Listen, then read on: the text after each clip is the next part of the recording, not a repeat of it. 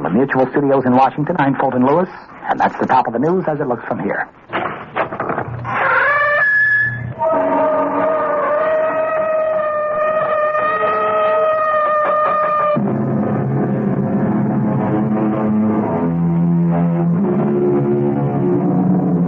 Come in. Welcome. I am E.G. Marshall. Welcome to the sound of suspense, to the fear you can hear.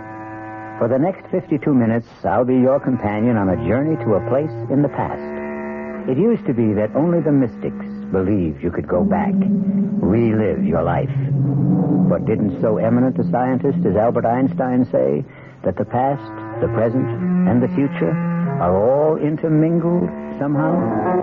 Then why should we question a gentleman named Spencer Chadwick, who is asking a very vital question? Inspector, do you believe a person can do it again? Do what again? Go back. Where? To that point in his life where it went wrong. It turned sour. And correct it. No. No, I don't believe it's possible. Well, I'm doing it, Inspector.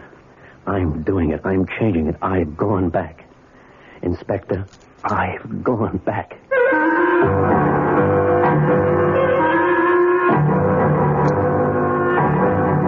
Our mystery drama, You Can Die Again, was especially written by Sam Dan and stars Richard Mulligan. It is sponsored in part by Anheuser-Busch Incorporated, brewers of Budweiser. I'll be back shortly with Act One.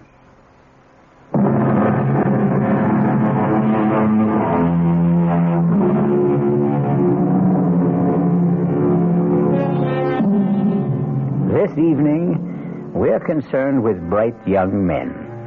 That is, those who began as bright young men, like Spencer Chadwick. Bright young Spencer Chadwick married his boss's daughter, but that was 23 years ago. And today, young Spencer has arrived at comfortable middle age. This morning, he will pick up his phone and dial the private number of a highly placed friend.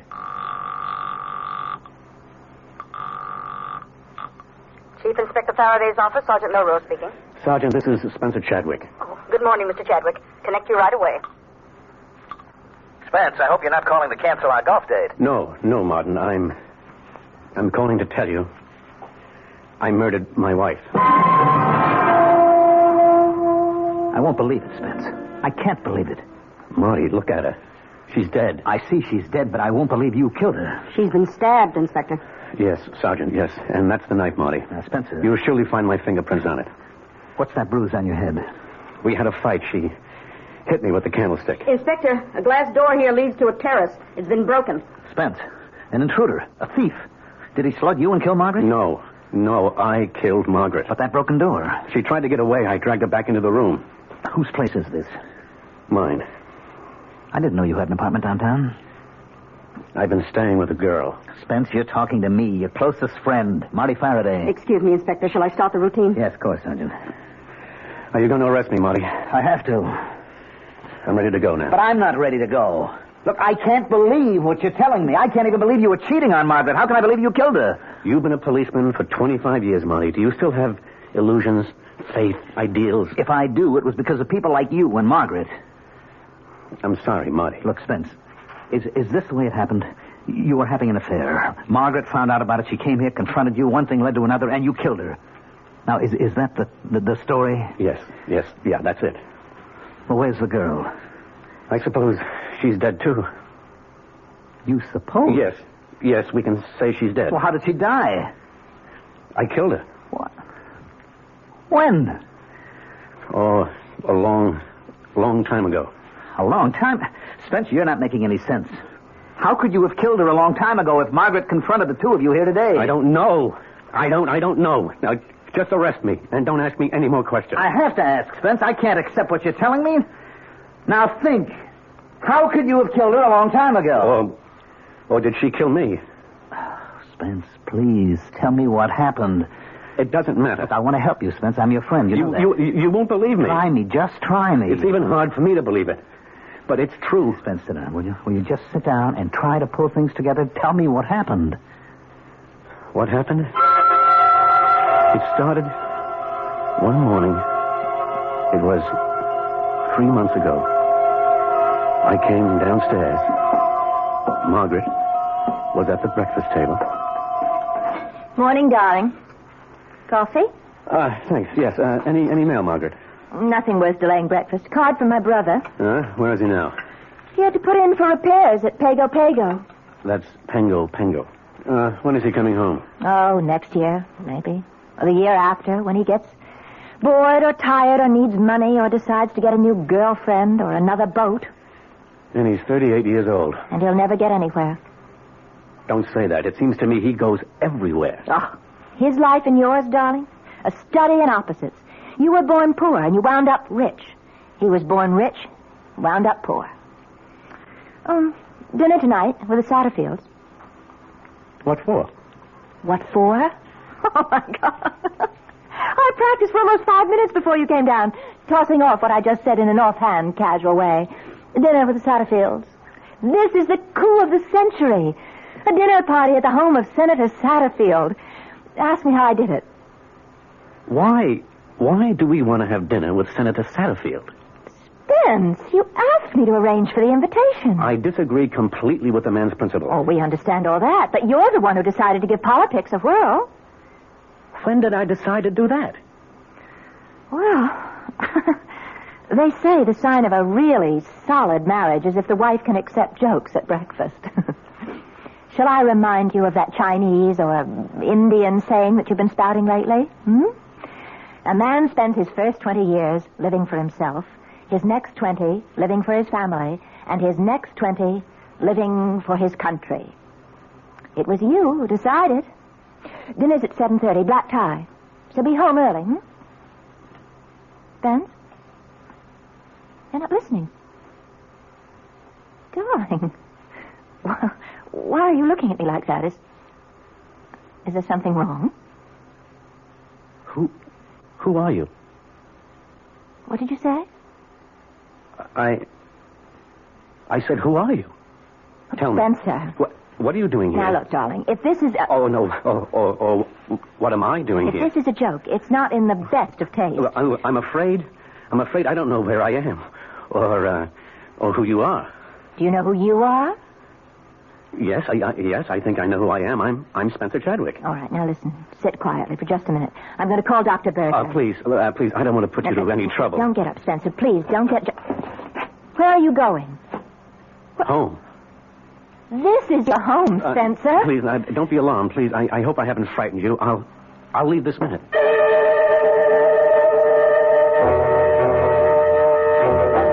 You mean that after 23 years of marriage, you look at your wife one morning and you don't know who she is?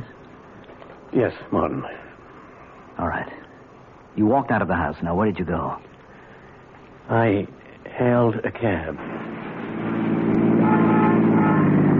Now, where to, pal? I don't know.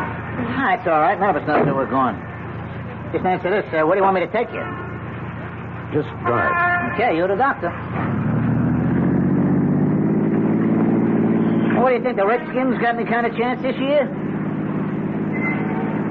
All right, let's try politics. You think Satterfield's going to run again? Well, as my old man would have put it, you wasn't exactly vaccinated with a phonograph needle. Driver, why are you headed north? Well, you said to drive. The Chadwick building is down on Jefferson Square. I distinctly told you to take... You distinctly told me nothing. What would I be doing in your cab at 9 o'clock in the morning if I didn't intend to go to my office? Yes, sir.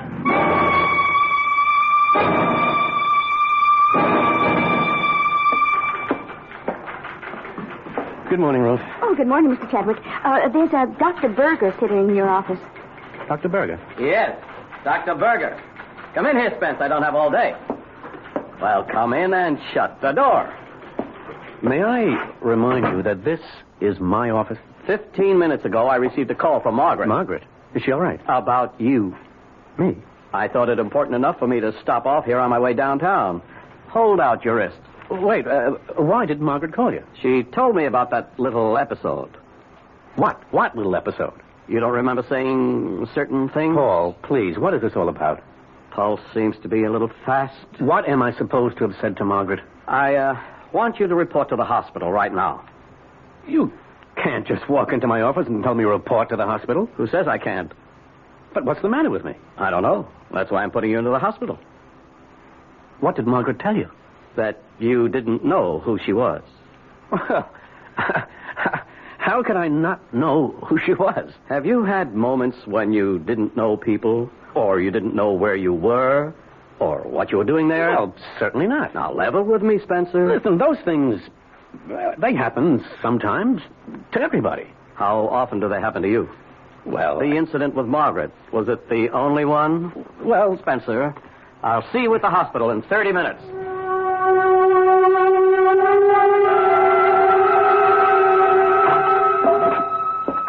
Well, you did it. You're here, Spence.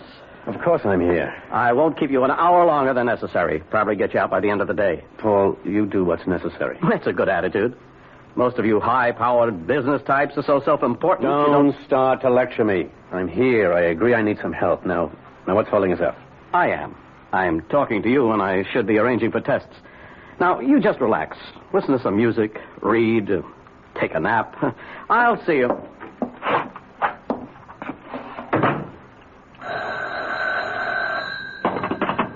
Hello? Spencer?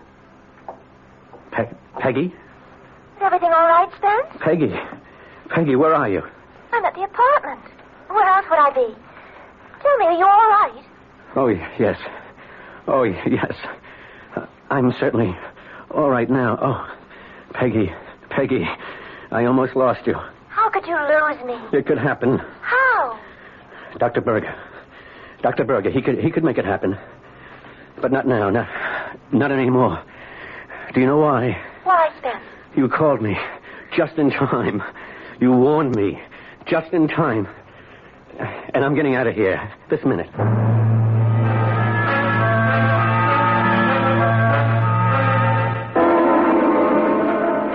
Mr. Chadwick, Yes, Ruth? aren't you supposed to be at the hospital? I'm not supposed to be anywhere except in my office during the business day. Oh, yes, sir. This Dr. Berger, he's been calling just about every 5 minutes. And your wife. Shall I get them for you? No, I left Dr. Berger a note saying I changed my mind about the necessity for what we were discussing. Now, tell him I have nothing to add. Oh, yes, sir. Oh, call my wife and remind her we have a dinner date with Senator Satterfield. And no calls. No calls. I don't want to talk to anyone. Yes, sir. Except a young lady. She'll call herself Peggy.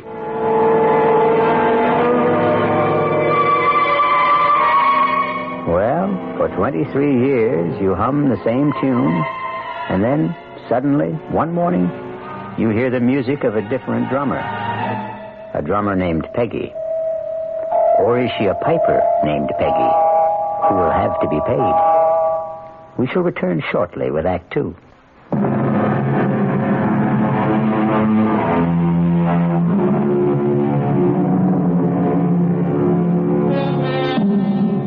And so we have Spencer Chadwick in complete command, ready to take hold of his life and run it his own way, starting with his wife. Spencer? Is that you? There's no problem. It's not even 6:45. I can be dressed and ready to leave in 20 minutes. Spencer, there is a problem. You made Dr. Berger look like a fool today. You read my note. It explained everything. You made yourself look like a fool. You admitted to the hospital, and less than an hour later, you sneaked out. I did not sneak out. I got dressed, went to the desk, and said, I'm leaving. Send me the bill. But, Spence, you're not well. I've never felt better. You should be in the hospital. Margaret, please stop running my life. What did you say just now, Spence? I'm sure you heard me. I wasn't aware that I was running your life. Spencer, would you be good enough to explain?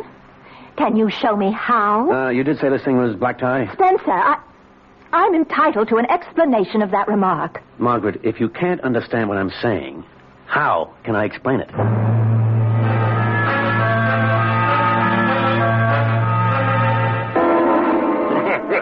Quite a man, this husband of yours, Miss Chadwick. Some brandy? Yes, thank you, Senator. We need men like you in public life, Spence. Fellas with their heads screwed on straight. You know, I have an opportunity to recommend a man for a presidential advisory commission on... I don't think I'd be interested, Senator. I like your style, Chadwick.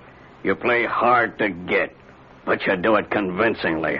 The public eats that up. No, Senator, it's not a pose.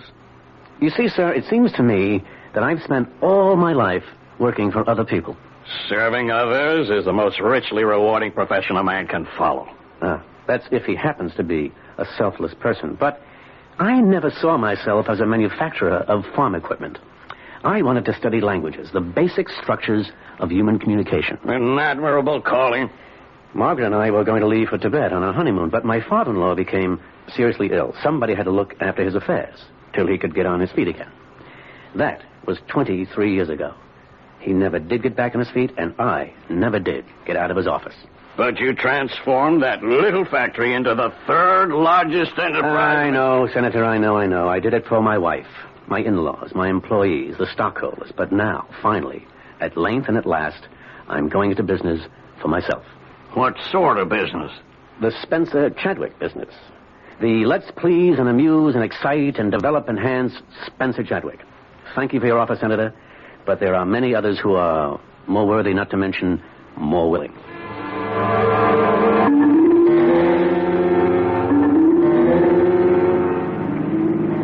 Spencer, when did you decide you were no longer interested in public service? Oh, it's been building for a while. We'll have to talk. Oh, about what? About what? I don't know if this is a pose or... Margaret, I'm sure I can explain. Now, let's drop in somewhere for a nightcap. No, let's get home. Now, do you remember what you said to me this morning? No. You insist you don't recall our little scene at breakfast? No, I'm very sorry. You looked at me this morning. You said, "Who are you?" You said it with sincerity and conviction. You meant it. Look, I may have been... You may have been what? Daydreaming. No, it was not daydreaming. It was wishful thinking. Oh, Margaret, what are you saying? Spencer, you're having an affair. What? Please don't deny it. But I'm not. It fits in with what Dr. Berger told me. About what? When you say to me, "Who are you?" it means you no longer want to know me. You're trying to wish me out of your life. Oh, Margaret, I can tell you... Now listen, Spencer, don't try to insult my intelligence or yours. And then, what just happened at Senator Satterfield's? What just happened? Well, suddenly you're no longer interested in public service. Why? If you heard me talking to him, you'd know that finally I want to do things for me. But he as much as offered you a post that you dreamed about. A sensitive post. And you could become an important man nationally. You've spoken about it a dozen times. Margaret, I no longer care about it. Well, of course not. Because you become controversial, make enemies, and then they try to get something on you. And now that you're having an affair, you're vulnerable to scandal. But I am not having... Oh, don't lie to me. That just makes it worse.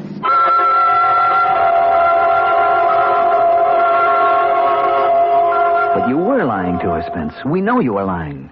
We know about Peggy. Inspector. Yes, Sergeant. If you'll come into the bedroom, Inspector, I didn't want to move anything. All right. Now, sir, here are these pictures. Are these Peggy? Are they, Spence? Yes. Well, sir, if you look at the hairstyle, that went out 25 years ago. I'm no expert, but these don't look like pictures that were taken recently. Now, the clothes in the closet, skirts, blouses, dresses, are these Peggy's? Are they, Spence? Yes. The styles are about 25 years old. Now, here's a label in a skirt. It's a Lydia Carter. She was a designer who was fashionable 30 years ago. Well, Spence, tell us. I can't. Why can't you? I don't think I know how. Never mind how it sounds. Just tell it.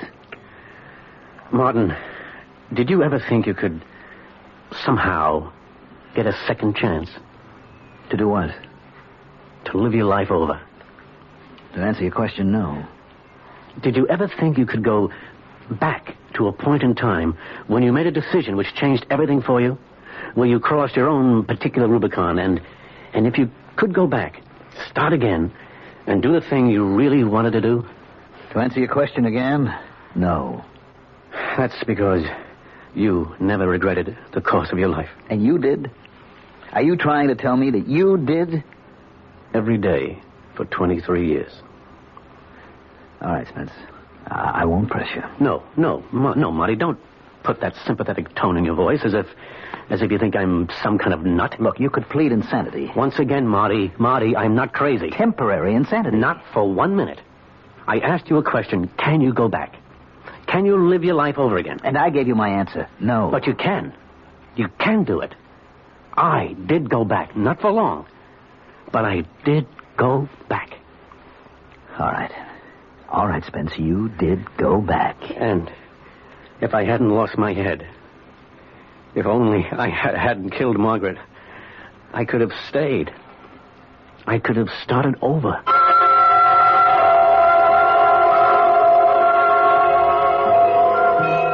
Peggy, want to go to a movie? No. I missed the news broadcast. Anything happening? They think a war just started. Oh, come on, Peggy. Come on. There aren't going to be any more wars. Everybody knows that. People may be crazy, but they're not insane. Where? I think the man said Korea. Someplace like that. But maybe I didn't hear it right. Hey, if you don't want to go to the movies, what do you want to do? Sit home and just listen to you. Tell me about the trip you're planning. Well, first, don't call it a trip. We may never come back. It may take all our lives. Fine with me. And we may never find it. Great. What are we looking for? The origin of language. For instance, we say brother in English. German, Dutch, Scandinavian, so on, say a form of Bruder. Same basic word. Latin, Greek, frater. The BR becomes FR. Russian, obrat. The differences are all in pronunciation. Okay. How did this one language spread so far and wide to cover so many different kinds of people? Arbeit. How? That's what I want to find out. And we will travel and study and research, and one day, maybe... Maybe what? This Indo-European language, it's only one of 30 language families. At one time, was there one single language, the mother of all? Was there? I don't know. One day, I hope to find out. You sure you wouldn't mind scrounging around Europe and Asia? Oh, I've been to Europe and Asia. Ah, but not with a backpack. Not with a sleeping bag. I'm going to love it. Now, one thing must be clearly understood. At no time, regardless of the bind we may find ourselves in, shall we ever, under any circumstances, wire your father for money. Promise? I promise.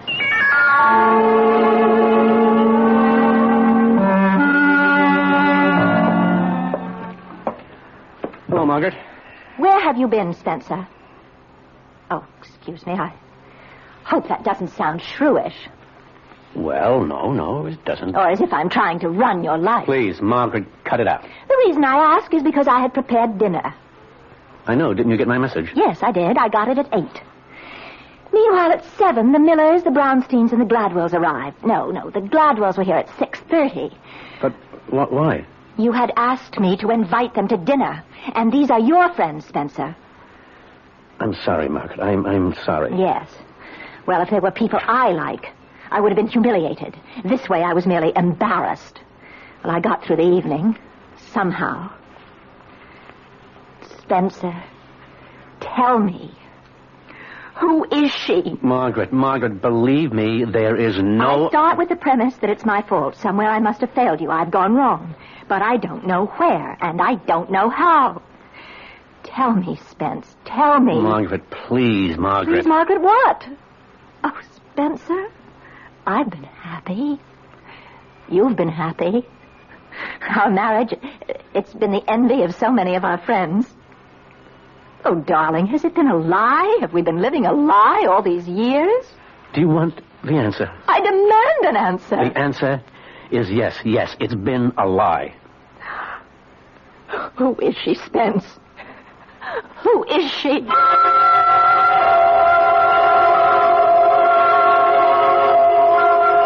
Who is she, Spencer? Who is Peggy? I won't tell you, Martin. I should say, who was Peggy? Inspector, do you remember some time ago you saw Mrs. Chadwick? It was on business, I remember. Oh, yes. Yes, I do. It had to do with a burglary, Spence. A burglary in your house. Believe me, Margaret, this is no bother at all. You see, I felt if I called the local precinct, I'd have police traipsing all about the place. It just isn't worth it. Well, what happened? Well, it's silly, but... Well, you know us. We never throw anything out. It's a sound idea. The worthless junk of yesterday has suddenly become expensive antiques. It's incredible. Yes, Margaret. All right, I'll be brief. We have a storage space where we keep old things, clothes, knickknacks, stuff that you say you'll throw out sometime. You never get around to it. You never do. And? Well, it's all been stolen. Stolen? It's missing. Well, it must have been stolen. I don't care about it, but it's just unnerving to consider that the house has been broken into. We'll send a list of the stuff to Sergeant Milrose. It's not important, but I feel that since a crime has been committed, it should be reported. Did I do the right thing? Of course you did, Margaret. That list. I gave you that list, Sergeant. It's on my desk, sir. I'm sure most of the items in this closet were on it. Spencer, you were the burglar. Technically, yes. She needed clothes, Marty. That girl, she's a fantasy. No, not Peggy. All right, look, for reasons that I may never understand, you feel you wasted your life. So you fantasized a way to go back, to start over. It was no fantasy.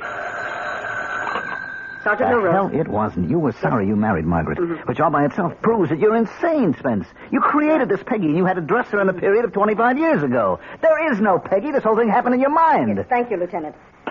Yes, Sergeant? Sir, that was from the lab. They scraped some grass samples from a skirt in the closet, and it's been identified as Duke of Wentworth fescue. All right. It's a new kind of seed, just been planted for the first time. When? Well, about a month ago, which means somebody wearing this skirt was sitting in the grass in Benton Park very recently.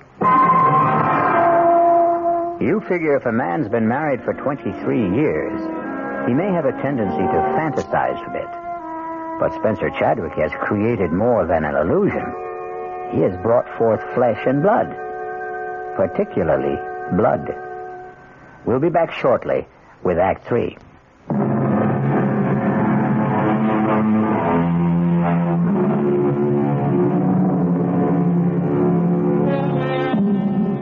It was all right while Peggy was only an illusion. She was Spencer Chadwick's private affair. But a living Peggy, or even a dead Peggy, is a serious matter for Police Chief Inspector Faraday. Spence, make it easy for all of us. Tell me, who is Peggy? Or who was Peggy?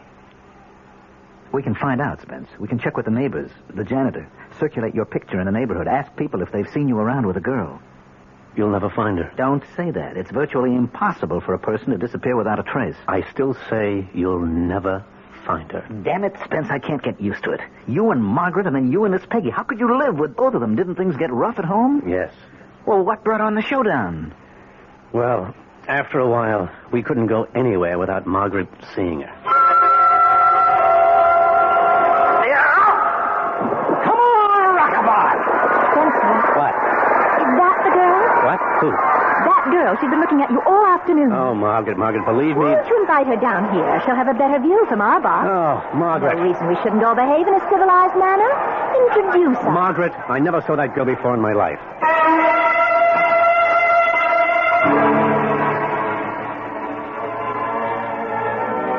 Margaret, you're staring.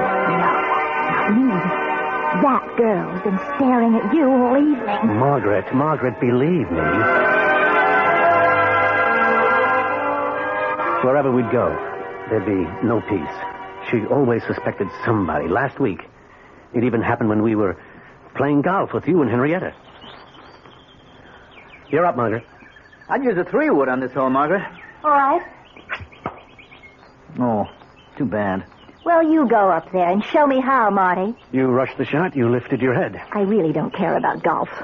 You made the date with Marty and Henrietta. Well, we simply can't drop out of circulation. Spencer, that girl in the foursome behind us. Margaret, she's not the one. Spencer, where were you? I had a meeting. Oh, well, we progressed. Used to be you didn't know, you couldn't remember. And now at least you're courteous enough to lie to me. You've been drinking, Margaret? Yes, that's true. I have been drinking. Margaret, it's not good for you. Oh, I don't know. Let's consider that. Drinking is not good for me. I won't fight that. However, what you are doing, that's good for me, Although I must say you're treating me nicer these days. You started off by asking, who are you? As if you didn't know me, and now at least you don't ask. The phone rang today, and I answered it, and the line was dead. What's going to happen, Spence? I intend to go away with her. Well, finally, you've admitted it. You are having an affair. Yes. Who's the woman? Who? Yes, who? I'm not sure you'd want to know. I have a right to know. Well, then, perhaps you do. Who is she, Spencer? She's you. Me? Yes, Margaret. The girl is you. What kind of nonsense? No, that's not quite right. She isn't you. Then what were you trying to say? She was you. She isn't Margaret Chadwick. She was Peggy Wainwright. Spencer, don't look at me like that. I'm scared. Do you want me to prove it to you? Come with me. Come with me right now. This is what Dr. Berbick was concerned about. Spence, it's no disgrace to have a breakdown. It's no shame to need psychiatric help. No. We're past all that, Margaret. Come with me. I want you to meet Peggy. Come with me. No, Spencer. You come with me. You come with me to Dr. Berger. You know, Margaret, people like you have one answer. Whenever you're up against something you don't understand, you have one answer. Whenever you're faced with something that's beyond your experience, you have one answer: see a doctor. That solves everything. That takes care of everybody. And it never occurs to you that yours might just possibly be the wrong answer. Now, why are you so sure of yourself, Margaret? Why are you so sure that I'm the one who's wrong? Come with me, Margaret. I want you to meet Peggy. Or are you afraid?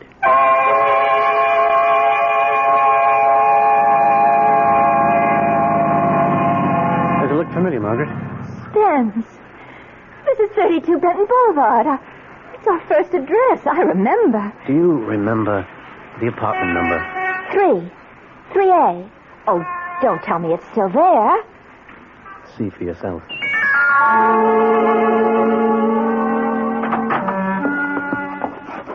Spence. How did you... Our first table. And this bronze candlestick, our very first wedding present from my brother. These clothes. My clothes. How did they get there? They're here because they're Peggy's clothes. Oh, look, Spence, the Lydia Carter skirt. Oh, you love me in that. Do you know that style's come back? I want to put it on. Do you remember what we used to do? We'd go for a walk. In the park. Dinner at Luigi's. We never had dinner at Luigi's. Oh, that's right. We couldn't afford it. And by the time we could, we weren't living here anymore. We stopped at the burger shop. What's tonight? Thursday. That means there's a free concert in the park. And then free dancing. Oh, let's go, Spence. Let's do it all again.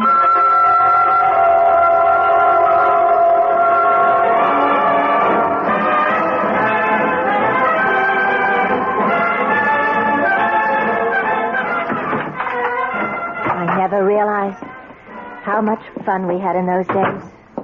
They were great days, Peggy. Peggy. I always liked Peggy better. Somewhere along the line, you stopped calling me Peggy. When exactly did you stop calling me Peggy? When you became Margaret. I always wondered about that. How did I become Margaret? Why? Take a look around. See, Peggy? All the bags, the trunk. We're packed for the trip. The trip? The trip to Tibet.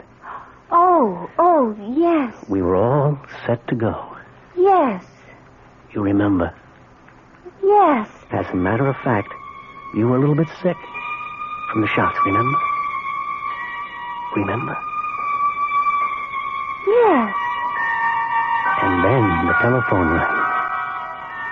The phone? Yes, the phone rang. It was... It was my mother.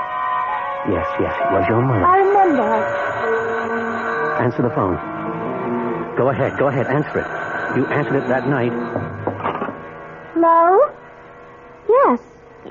Yes, Mother? Oh, no.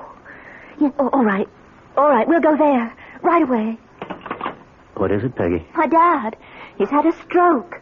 How bad? Well, they don't know yet. Oh, Spence, I don't think we can... I can't leave Mother alone right now. No, we won't. Oh, Spence, I knew you'd understand. That's when you became Margaret. That's when you were no longer my wife, but your father's daughter. Take off the skirt. Leave it here. Go home. It belongs to Peggy. Spence, what's the matter with you? I'm Peggy. That night was the start of it. The start of what? The start of a campaign to mold me into the kind of man you had in mind. The man who would enjoy the kind of existence you always had and always wanted. Safe, comfortable, secure. All you were asked to do was to help my father, who was deathly ill. Who else could have done it? My brother? It was supposed to just be a temporary arrangement. But it suited you, Spence. It suited you. I started making the kind of money your folks never dreamed of. I built an empire. I never wanted it. You wanted it. You wanted it so badly you stopped being Peggy. You went somewhere else. You became lost. But not me. I'm not lost. I found my way back. And when I got there, I found Peggy again. Now, take off that skirt and give it back to Peggy. Spencer, I listened to you. Now you listen to me. I've been listening to you for 23 years. And now we've come to the end. The bags are packed, and it's not too late. We're leaving for Tibet. Peggy and me. Peggy? Peggy? Yes, Spencer, darling. Spence, get this straight. I'm Peggy. Don't listen to her, Spence. She was always out to destroy you. She almost did till you came back to me. I'm Peggy. The only Peggy you have. She's lying. She's trying to stop you. We are going to Tibet. That chance. You'll take that appointment from Satterfield. That refusal was just a ploy. You know it. He knows it. Shut up, Margaret. Shut her up, Spencer. Shut her up. I didn't destroy you. You destroyed me. You have to kill her, Spence. Go ahead. Live with this fantasy of yours, this Peggy who rewrites history. She's all yours. I want my skirt. Take off that skirt. It's mine. It's all I want from you for 23 years of marriage. Don't let her out of here.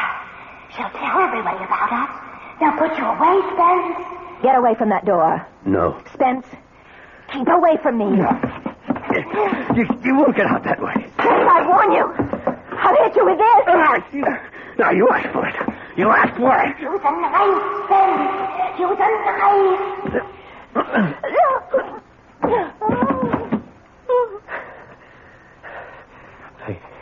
Peggy? Peggy? Where are you? Peggy? You killed us both, Spence. Oh. Margaret. Margaret.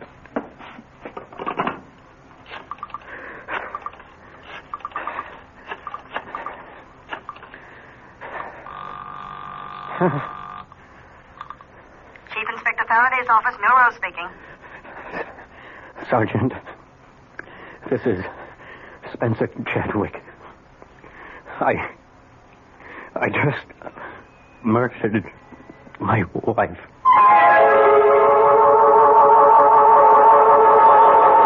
Well, as they say, all of us are two people.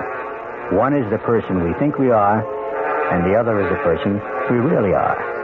And the secret of a long, happy life is to make sure the twain never meet. I'll be back shortly. This is WOR New York, your station for Mystery Theater.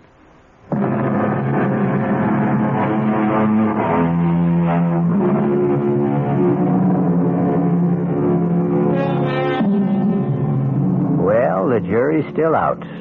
Oh, not on Spencer Chadwick. With him, it was open and shut. But on the basic idea, can you go back? Can you do it again? Well, to end on a non-controversial note, here is something everybody can do again. Tune in again for more suspense and excitement. Our cast included Richard Mulligan, Mandel Kramer, Marion Seldes, Bryna Rayburn, and Gil Mack. The entire production was under the direction of Hyman Brown. Now, a preview of our next tale. You know what I'm going to do, Laurie? I am going to turn this car right around and head back to the city. Oh, no, George. Please don't. What's that? We all fall You hear something down. like singing? Ring a ring of roses. Let me open the window. A pocket full. It's a woman Posies. singing that old A two. nursery rhyme. A two. We all fall down. But what's that snapping Ring sound? a It ring sounds of roses. like a piece of leather. It sounds like a whip. Full of posies. George, what are you doing? I'm getting out. Two. No, don't leave me, George. I'm coming with you. We all Wait. Okay, but stay close to me. Radio Mystery Theater was sponsored in part by the Kellogg Company, makers of Kellogg's Special K cereal. This is E.G. Marshall inviting you to return to our Mystery Theater for another adventure in the macabre. Until next time, pleasant dreams.